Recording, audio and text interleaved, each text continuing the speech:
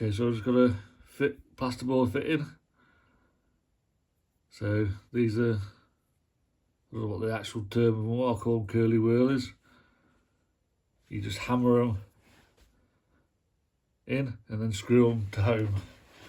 So I've got it marked where I need it. Just going to hammer it in.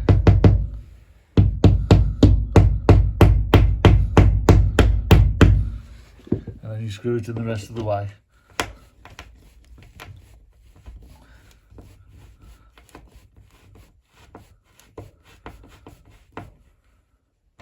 Now your screw goes into there. I haven't brought the screw with me. I should have done. I'll just pause it.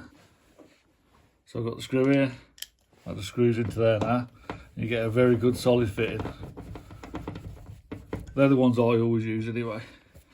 You can get others, but I've not really had much experience with the others. I know these are good. So that's it. I've just got to fit the item now, and that's it.